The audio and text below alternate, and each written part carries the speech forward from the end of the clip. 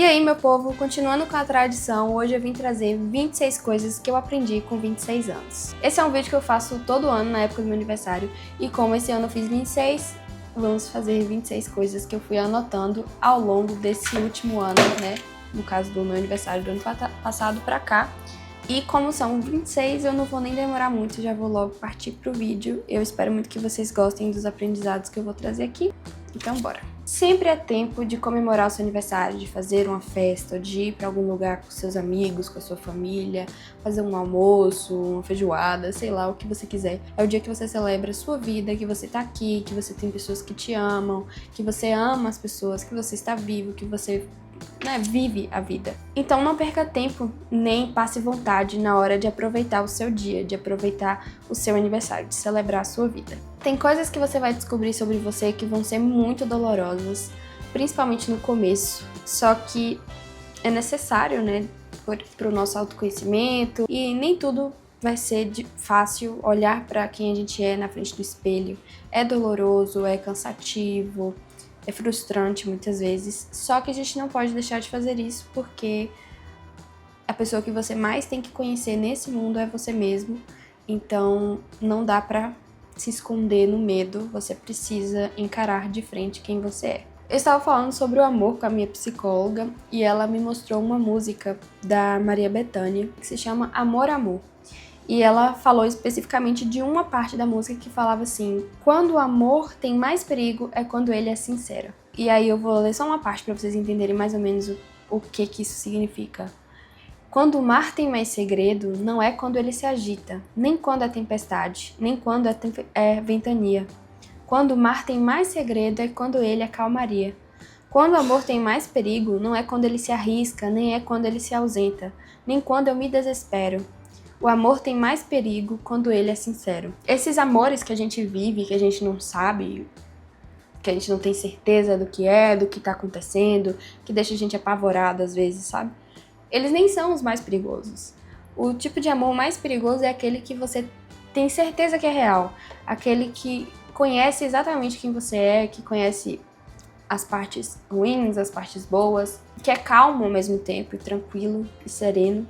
Esse amor é o que tem mais perigo, porque quando você perde ele, se você perder ele, aí, minha filha, o babado vai ser forte, porque esse sim é o amor que vai te mudar, que vai fazer você saber o que é a diferença de um amor de verdade para outro tipo de amor.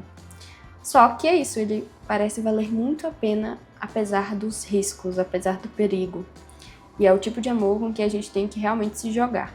Sempre é tempo de voltar a hobbies antigos, a gente vai crescendo e, obviamente, por conta da nossa rotina, do tempo que a gente tem para fazer as coisas, é muito trabalho, é muita coisa, a vida adulta é. Então, obviamente, a gente não tem tempo para fazer as mesmas coisas que a gente tinha quando a gente era adolescente ou criança. Mas é importante você ter hobbies, e hobbies que você não fatura. Tipo assim, a gente tem uma mania, sendo adulto, de pegar todas as coisas que a gente gosta de fazer e tentar tirar dinheiro disso. Então, se eu faço artesanato, eu vou vender artesanato. Se eu gosto de escrever, eu vou fazer livros. É normal a gente querer fazer isso também, porque a gente vai crescendo, a gente vai precisando realmente de dinheiro. Mas é importante que você tenha pelo menos algum hobby que seja só um hobby. E é muito bom que você também pegue hobbies antigos, de quando você era criança, de quando você era mais jovem. Principalmente, acho que hobbies manuais. Quando eu era adolescente, eu fazia muita colagem. E esses tempos eu fui fazer, né, uma com fotos, e era bem numa época que minha cabeça tava maluca. E eu relaxei tanto, sabe? Foi tão bom, porque pegar ali, cortar as fotos, fazer a colagem com a minha mão, sabe? Sem ser no computador, sem ser em alguma coisa assim de fora, mas uma coisa manual, foi muito bom. E eu me lembrei porque que eu gostava de fazer isso. Então, tente resgatar de alguma forma algum hobby que você tinha antes ou descobrir novos, é importante que você tenha. Se for possível, eu te indico muito que você se mude para uma casa com quintal. Eu nunca fui o tipo de pessoa que gostava de morar em apartamento. Eu morei em apartamento, né, pela primeira vez, acho que em 2022 eu me mudei pro meu apartamento e eu demorei muito para me adaptar, porque eu tinha uma certa dificuldade, porque eu cresci numa casa que tinha um quintal enorme. A casa que eu morava era do interior que era dos meus pais e tudo mais, e a gente tinha um quintal que atravessava o quarteirão. Então, pra vocês entenderem que mudar desse tipo de casa pra um apartamento com 40 metros quadrados, pra mim foi um pouco traumatizante. Foi um pouco, assim, difícil de me adaptar. E eu sempre ficava falando, eu quero me mudar pra uma casa grande, eu quero me mudar pra uma casa que tenha pelo menos um mínimo de espaço e que tenha quintal. Se não tiver um quintal grande, mas que tenha pelo menos terra ou grama, ou lugares para eu plantar, para eu mexer com terra, para eu poder sentir, para eu botar uma rede, fazer alguma coisa. Eu não quero mais ficar num apartamento pequeno. E eu já não gosto de apartamento, não sei nem se fosse um apartamento grande se eu iria gostar. O negócio pra mim é estar no chão, é estar ali, entendeu? Uma casa separadinha do resto das pessoas, sem ninguém morando em cima, sem ninguém morando embaixo. Um lugar onde eu possa andar nua pela casa. Nossa, era muito difícil pra mim, porque eu não podia andar nua no apartamento que eu morava e eu ficava completamente inconformada com isso, porque eu sou o tipo de pessoa, eu sou a vizinha pelada que fica andando pela casa, sabe? Que tem que tomar todo o cuidado do mundo para os vizinhos não verem pelados. Então, se você tem essa possibilidade, se você tem filho e cachorro, inclusive, por favor, se mude, vá, tenta pelo menos morar numa casa com quintal. Eu acho que você vai ter uma qualidade de vida muito melhor. Eu sinto muito a diferença agora que eu me mudei para uma casa e fico muito feliz aqui. Evite o máximo de constrangimento, no sentido de que mantenha a sua espontaneidade, mas não passe dos limites, não deixe de pensar antes de falar. Eu sou o tipo de pessoa que eu me surpreendo junto com você, tipo assim, com o que eu falo. Às vezes as coisas saem da minha cabeça que eu não sei nem como consegue ser tão rápido pra sair daqui pra vir pra cá, é tipo, literalmente instantâneo. E isso, obviamente, tem consequências, do tipo ficar deitada à noite pensando, eu não acredito que eu falei isso. Ou então, daqui 10 anos, pensar, meu Deus, que vergonha que eu fiz isso. Então, assim, você não precisa passar por alguns tipos de constrangimento, você pode evitar. Gente, tenta pensar antes de falar, meu Deus, pensar antes de falar é fundamental. E às vezes ouvir é melhor do que falar. Eu tô nessa luta de tentar, né, ouvir antes de falar, ou ouvir mais do que falar, já faz mais ou menos 26 anos.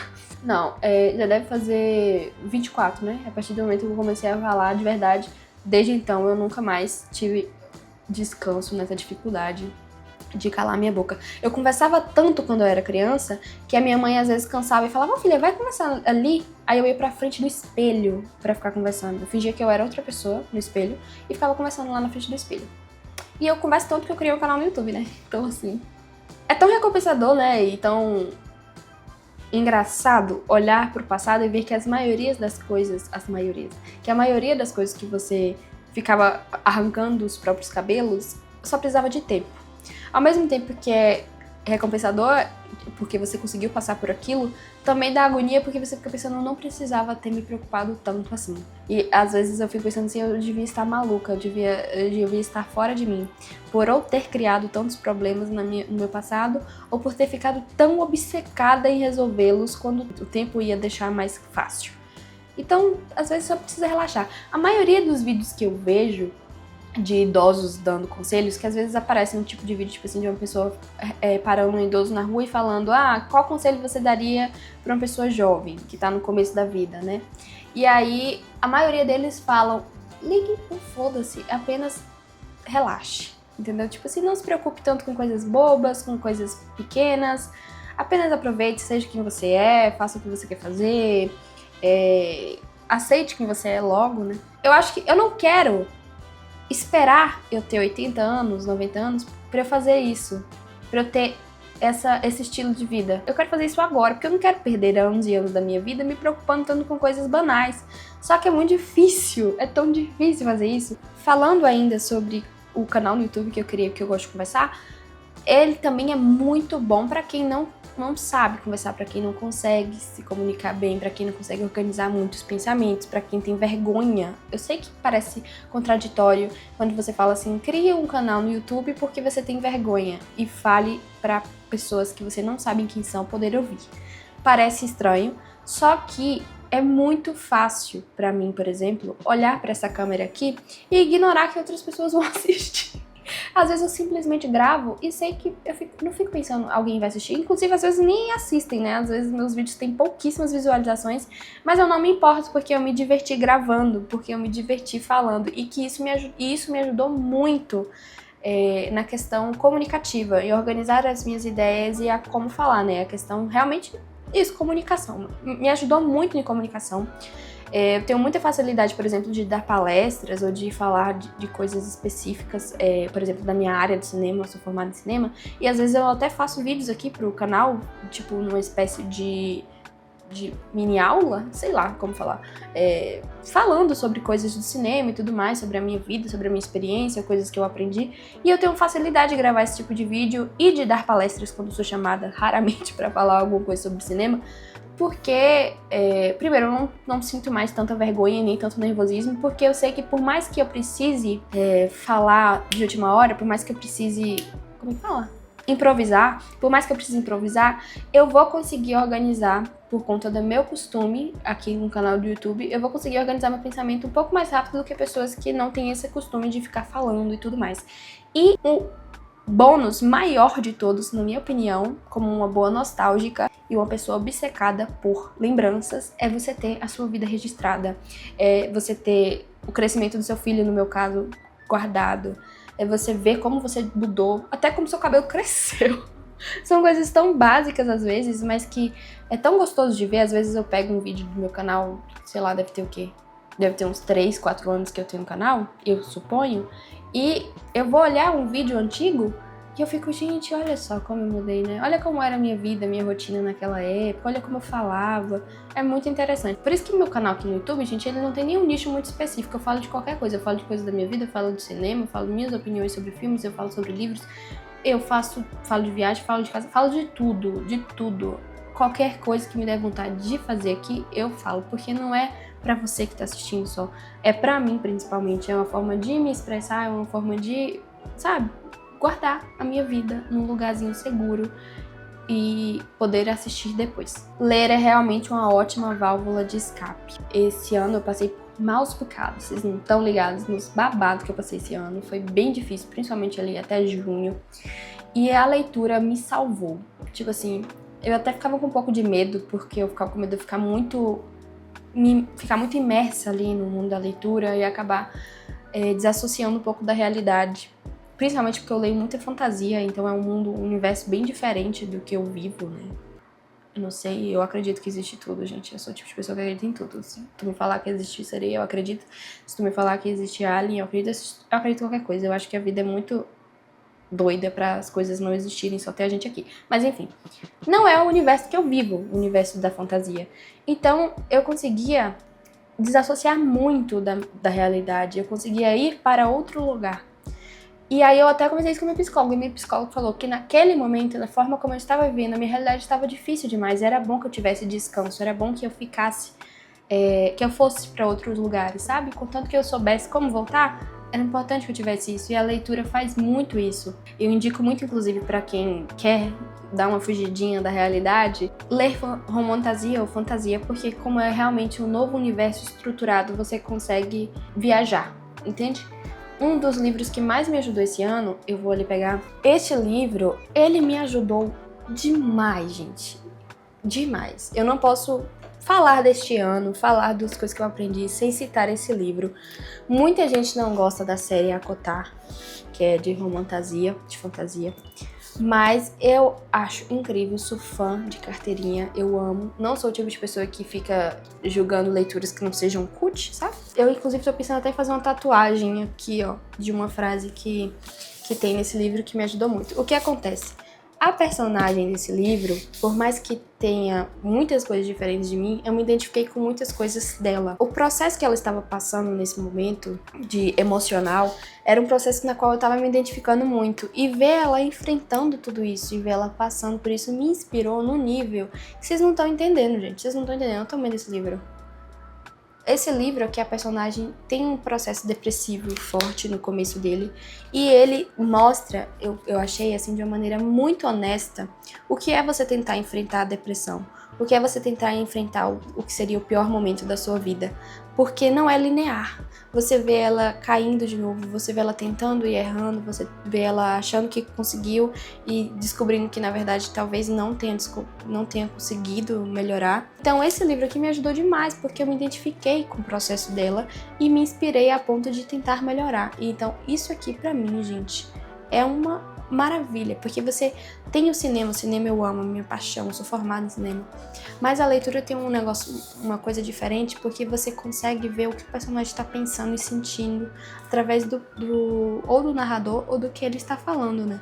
Então é impressionante as coisas que dá pra fazer e dá pra sentir através de um livro. Eu li 30 livros esse ano até agora, e isso não é pouco, porque já não é pouco, naturalmente eu não acho pouco ler 30 livros, e não é pouco diante das minhas condições de vida, no caso de que eu sou mãe e eu tenho 2 empregos. Então, assim, como que eu consegui ler 30 livros? Eu até agora não sei, mas eu vou devorando eles. E fora que muitos deles têm essa quantidade de páginas aqui, né? 700, 800 páginas. Então eu não sei ainda como que eu fiz. Foi isso mesmo que eu tô falando, a fuga da realidade. Eu falei muito sobre livros, né, gente? Pra vocês verem enquanto eu sou obcecada. Inclusive, se você gosta de conteúdo de livro, eu falo mais disso lá no meu TikTok, que é esse daqui, e você pode me seguir lá pra ver as coisas que eu estou lendo, as minhas opiniões, as minhas bestagens sobre livros. E também tem o meu Scooby, que é esse aqui. Eu uso o Scooby e o Maratona. Vou botar os dois pra vocês aqui, que são os aplicativos de leitura, né, pra quem não sabe. Nem tudo que você for criar precisa ser perfeito. Às vezes você só precisa botar no mundo, porque sem medo de ser julgado, sem medo de... Eu gosto muito de escrever, então vamos usar isso como exemplo. Eu fiz o meu primeiro filme ano passado, onde eu escrevi o roteiro e tudo mais, e eu sempre ficava com noia na minha cabeça de que eu precisava fazer coisas muito perfeitas, porque senão eu ia ficar com muita vergonha, que as pessoas iam achar ridículo, ou que ia ser realmente ridículo. Às vezes eu nem me preocupava com as pessoas, era mesmo até da minha própria opinião. E eu ficava nessa neura, até que ano passado eu falei, véi, não tô nem aí, eu vou fazer. Ano retrasado, quando foi que eu escrevi o roteiro. Não, eu vou fazer, se não ficar bom, não ficou, mas eu preciso tirar da minha cabeça. E acho que tem essa frase, é melhor uma história ruim no papel do que uma história boa na sua cabeça. Então, faça. Se você é artista, se você gosta de criar coisas, apenas faça. Ah, mas eu não sei fazer isso direito ainda. Vai fazendo, até ficar do jeito que você quer, o importante é você fazer. E agora eu tô escrevendo um livro, e eu tenho um pouco de vergonha de falar desse livro, tenho um pouco de vergonha de falar sobre a história, sobre tudo mais, porque na minha cabeça não é o tipo de literatura que eu achava que eu iria escrever algum dia. Mas o que eu tenho que achar? Não tenho que achar nada, eu tenho que fazer, eu tenho que tirar daqui do meu coração. Se me ajuda, se eu gosto, pra que eu vou ficar pensando nisso? Não tem por que pensar. Então é isso, faça o que você tem que fazer e não se importe muito de ser perfeito ou de ser super extraordinário, não. Plantar ajuda muito. Esse ano eu comecei a cuidar de plantas, né, de mexer em plantas na minha casa. Não consegui totalmente, essa aqui eu tive que ressuscitar umas 3 vezes já. Mas só o fato de você pegar ali na terra, de você cuidar de uma coisa, de você precisar sair pra molhar a grama, de você precisar pegar realmente na terra, tirar uma coisa, usar a tua intuição, porque eu pesquiso as coisas na internet, faço e depois dá tudo errado. Aí eu decidi começar a usar a minha intuição e deu certo. Ressuscitei essas 3 vezes assim. E fui fazendo isso. E esse negócio da planta ressuscitar também é uma parada muito bizarra. Porque você vê uma coisa que estava destruída, às vezes, né? Porque às vezes não tem jeito. Mas você tem a possibilidade de ver uma coisa que estava completamente acabada, criando vida de novo, ficando lindo de novo.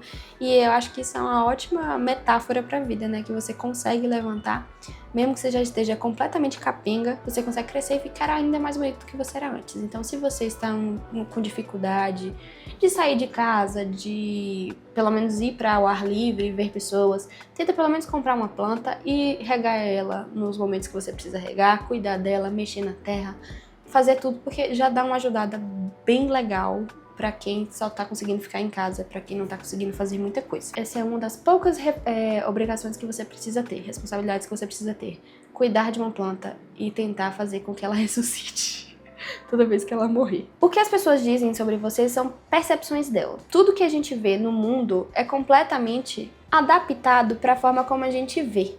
Pra forma que a gente vê. Isso está relacionado talvez na nossa história, na nossa própria personalidade, nas coisas que aconteceram com os outros ao nosso redor, muitas interferências do mundo. Todas essas interferências, elas acabam misturando a partir da tua percepção sobre tudo.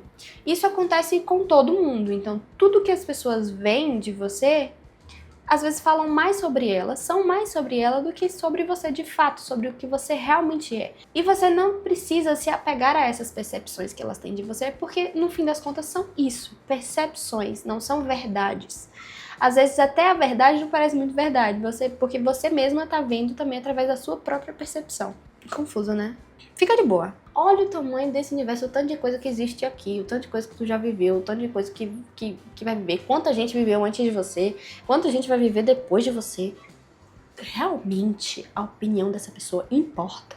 Por isso, não dê tanto poder a elas, não dê tanto poder para as pessoas. Não deixe elas decidir o que você precisa sentir, o que você precisa vestir, o que você precisa ser, o que você precisa sentar. Sentir. Porque não vale a pena daqui 10, 20 anos, quando você parar pra pensar que você deixou o controle da sua vida na mão de outra pessoa, você vai pensar, eu desperdicei esses anos fazendo uma coisa que não valia a pena, porque cada um tem a sua própria vida. Quem quiser mandar, mande na própria vida, vai ficar querendo mandar na vida dos outros e você vai ficar obedecendo. Ah, acorda, para de ser sungamonga. No começo desse ano, teve uma trend no TikTok bem bobinha, que era com a música do Black Eyed Peas, que era assim, vou ver se eu acho aqui pra você. Esse vídeo aqui, ó. E se a depressão voltar? Então nós vamos fazer de novo. Eu falei pra vocês que eu tava muito na merda mesmo, né? Tava tão na merda que uma trend do TikTok me ajudou. Eu já passei por depressão algumas vezes. Aqui no canal eu não tenho medo de me abrir, de falar coisas do meu coração, porque eu sou uma humana, né? Então não tenho muito medo às vezes de ser vulnerável. A depressão me acompanhou em vários momentos da minha vida, e inclusive no começo desse ano. É cansativo, às vezes, e muito doloroso quando ela volta. Porque você sabe o que é aquilo. Você sabe o quanto é cansativo, o quanto é difícil, o quanto é doloroso. Ver que essa menina e que outras pessoas que também fizeram a trend sobre esse tipo de coisa também passam por isso. E ter essa inspiração, mesmo que simples, de se der errado, eu vou tentar de novo. Tudo bem se der errado. Se voltar, tudo bem. Eu vou vencer mais uma vez como eu venci outras. Isso me ajudou no nível.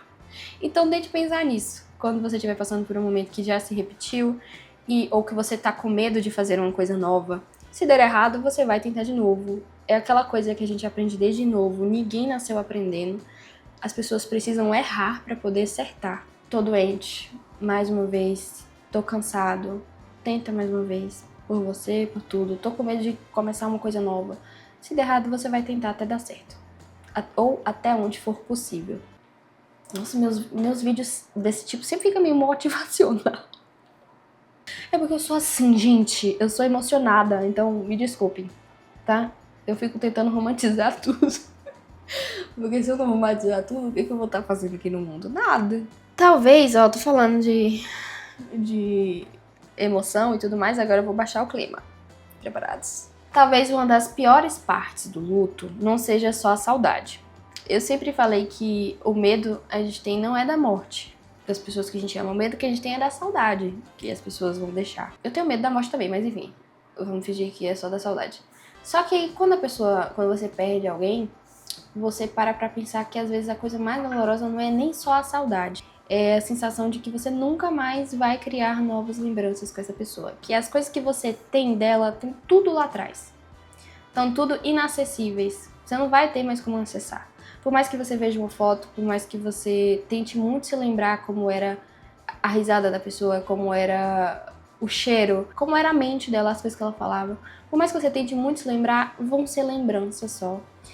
Por mais que você assista um vídeo, escute a voz e lembre, essa é a voz, é assim que ele falava, ele usava essa gíria, ela usava essa gíria.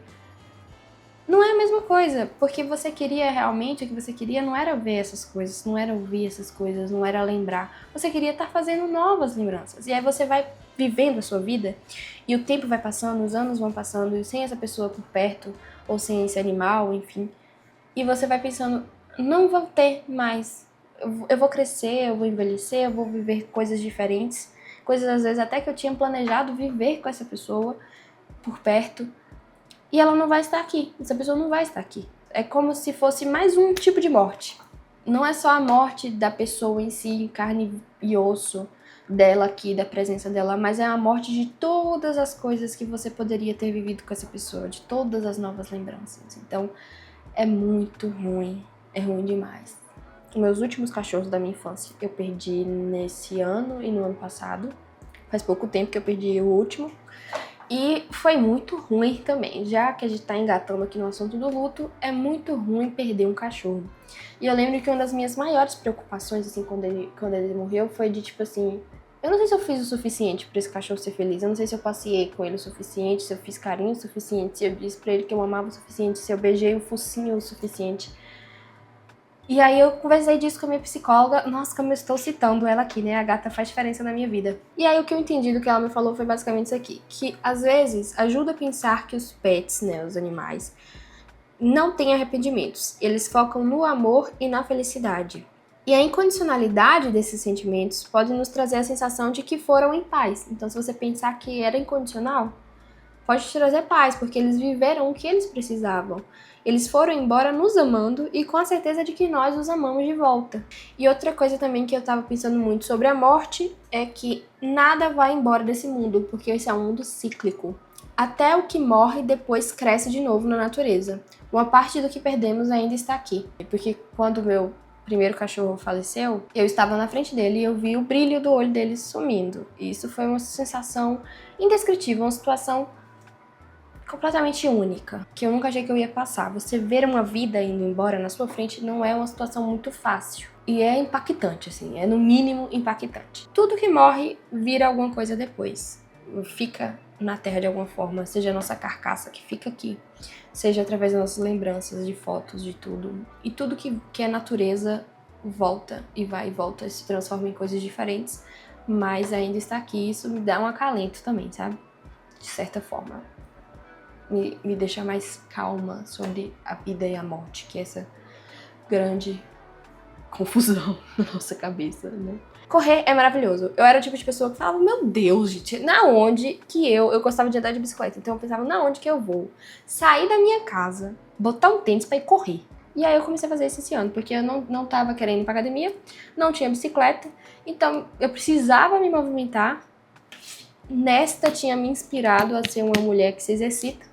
E aí eu comecei a correr. A experiência é maravilhosa. No começo você fica morrendo, parece que você vai desmaiar a qualquer segundo, mas conforme você vai estipulando as suas metas, né, tipo, eu vou correr até ali, eu vou correr sem parar, eu vou trotar até tal canto. E também o exercício de respirar fundo pra você não morrer, não desmaiar, faz tão bem, é tão legal, deixa você tão... Eu indico muito que você tente começar a correr. E inclusive que você faça isso um pouquinho antes do pôr do sol, para enquanto você estiver correndo, o pôr do sol chegar e você ver ele maravilhoso. E também escutando uma música muito animada, muito alto. Alto ao ponto de você tomar cuidado para não ser atropelado. Muda vidas. Tem um texto da Clarice Lispector que se chama E Se Eu Fosse Eu? Ela escreveu isso em 1999, o ano em que eu nasci. Começa assim.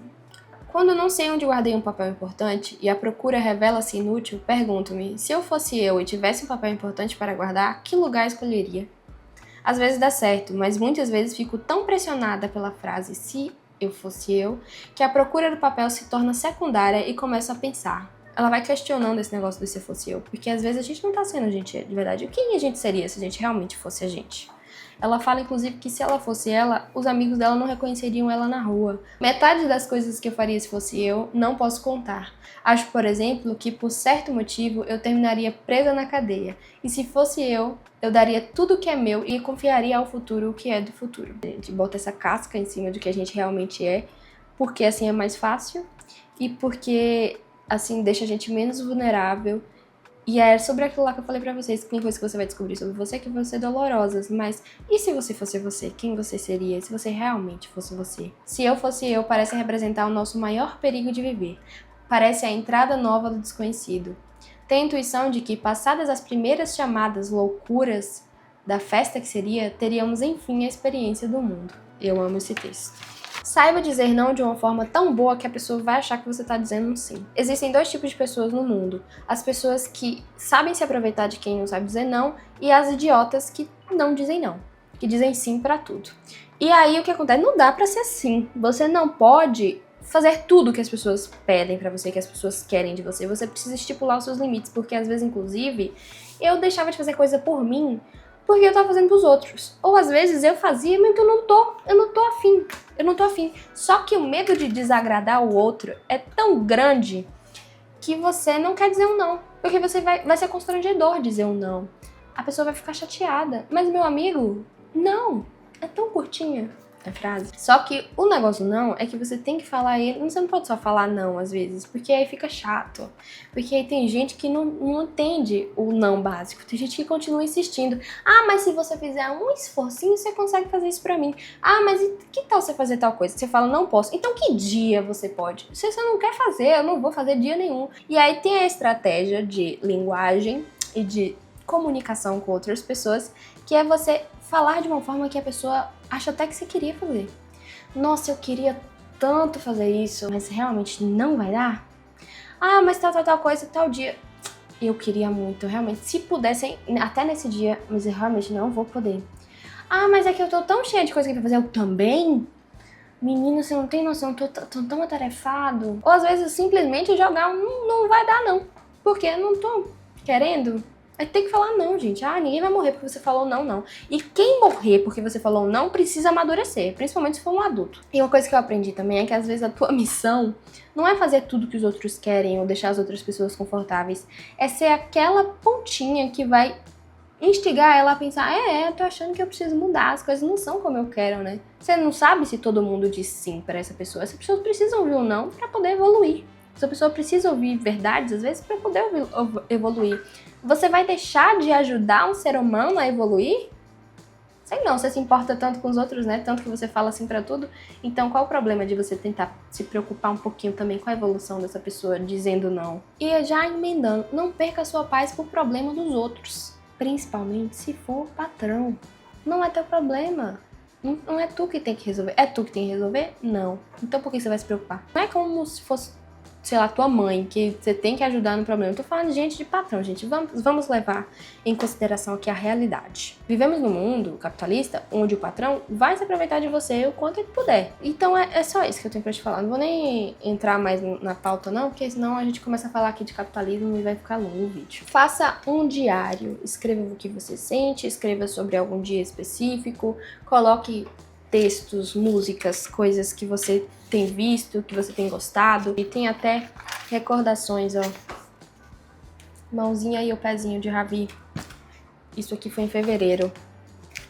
Eu vou saber no futuro qual era o tamanho da mãozinha dele em 2025. Eu tenho diários desde 2008, eu acho, 2011. E eu tenho acesso a eles, eu posso voltar e ver. É a mesma coisa que o canal no YouTube, mas eu acho que é um pouco além, porque o diário realmente ninguém vai ver, né? Ou também, não sei, se eu morrer, os outros olhar. Mas, aí se eu morrer também, tanto faz, né? E me ajuda muito a escrever, porque a gente extravasa, né? Aqui tem eu esse ano. Quando eu vou no cinema, eu pego e coloco um negocinho. Tá faltando um aqui de sexta-feira muito louca, que foi assistir. Eu coloco aqui, aí eu coloco com quem eu assisti, com quem eu assisti, que horas eu assisti, que dia eu assisti, a minha nota pro filme. Tudo eu coloco, gente. Eu e minhas amigas, no dia que a gente foi comer sushi, eu vou botando tudo aqui. Não importa o quanto a gente se importe e se esforce, em algum momento, como pais, seremos aqueles que despejam as nossas expectativas ou frustrações nos filhos. A partir do momento que eu engravidei, ou quando eu era mais nova e sabia que eu queria ser mãe, eu sempre deixava claro, eu não quero jogar nenhum trauma meu no meu filho, eu não quero causar traumas no meu filho, eu não quero fazer isso, eu quero ser a mãe perfeita. Não tem como ser mãe perfeita. É preciso um dia de maternidade pra você perceber isso. Você tem que aceitar, mas é a realidade. Você é uma pessoa nesse mundo, criando outra pessoa não é fácil, então obviamente em algum momento você vai dar um trauma, você vai contribuir aí pra alguma coisa negativa da vida do seu filho, não tem como. Você só trazer coisas boas, não existe isso. Durante um desses momentos difíceis que eu passei esse ano, uma amiga minha me falou o seguinte: da mesma forma que você não quer perder quem você ama, as pessoas que te amam também não querem te perder. Então não fica colocando neurose na sua cabeça de que as pessoas não se importam comigo, talvez o mesmo tanto que eu me importo com elas. Você não sabe. Você não sabe, as pessoas têm maneiras diferentes de externalizar os sentimentos pra gente, né? Eu sou uma pessoa muito expansiva, eu falo mesmo que amo, eu abraço, eu faço isso, eu faço aquilo. Nem todo mundo é assim, mas eu também não posso achar que as pessoas não me amam só porque não são do meu jeito, porque não demonstram amor da mesma forma que eu. E da mesma forma que eu não quero nunca perder elas, que eu quero mantê-las na minha vida, ou que eu me importo com a vida delas, pessoas também se importam comigo. Espinhas não escolhem a idade, tá? Pode vir com 16 ou 26, que foi meu caso. Com 16 eu não tinha espinha e agora com 26 eu tenho, o que é muito frustrante e irritante pra caramba. Não sei se vocês conseguem ver aí, mas aqui eu tô com um grande problema de espinha. Tô com um grande problema de espinha no caso, no geral. Só que eu uso muita maquiagem pra vocês não conseguirem ver, mesmo assim acho que vocês podem ver. E é muito frustrante, é bem frustrante, porque espinha tá na cara, né? Tipo, cansado, fazendo tratamento pra ver se passa. Mas enfim, é só uma reclamação aqui no meio dos aprendizados. Tô cansada de ter espinha. Que saco, gente. Nada a ver uma pessoa de 26 anos ter espinha ainda, meu Deus. Ter espinha tão anos 2000. Sempre senti muito. Dá pra ver, eu acho que nesse vídeo, o quanto eu sou uma pessoa sensível e exagerada em tudo. Nada pra mim nunca é básico. Tudo tem que ser o fim do mundo ou nada. Se eu amo muito. Se eu não gosto de jeito nenhum. Se eu tomei uma decisão, eu tomei. É muito difícil eu mudar de ideia. Se eu conheço uma coisa que eu gosto, eu fico obcecada. Eu sou completamente assim. Nada tem que ser pouco, tem que sempre ser muito. Isso sempre foi uma grande questão na minha vida, é uma dificuldade, às vezes eu tenho muita dificuldade de lidar com isso. Porque sentir muito é realmente babado, né? Às vezes o tempo que é muito bom é muito ruim. Eu comecei a tentar abraçar isso em mim, né? Tentar entender, eu sou desse jeito. Eu achava que todo mundo era desse jeito, até me dizerem não é. Nem todo mundo é desse jeito. Mas por mais que eu tente ajustar esse sentir muito, porque não é só porque eu sinto muito que eu não vou fazer nada a respeito, eu não vou tentar equilibrar a minha vida, isso não quer dizer que eu não possa ser assim. Como eu sou desse jeito. Eu tentei não ser assim e o que aconteceu foi que eu extrapolei os meus limites, eu acumulei sentimentos, eu não consigo não ser desse jeito. Eu tenho como ajustar, mas eu não consigo ser de outra forma, eu não consigo ser apática ou sentir pouco. Então eu posso me apegar no fato de que entre a dor e o nada vai ser sempre melhor a dor, porque você vai estar vivo. E não dá pra evitar estar vivo. Não faz sentido evitar estar vivo. Então eu prefiro ser muito do que não ser nada, tá entendendo? Então eu vou sempre tentar resolver isso no sentido de não surtar, nem surtar os outros. Mas eu também vou sempre ter orgulho de ser assim, porque isso quer dizer que eu sou eu e que eu tô aqui, de verdade, né? Então é isso, gente. Acho que foram as 26 coisas, se eu não esqueci nada. Então eu espero muito que vocês tenham gostado de ver um pouquinho do meu coração, da minha cabeça. E não se esqueça de se inscrever no canal para ficar comigo por mais tempo. É isso, um cheiro e até o próximo ano.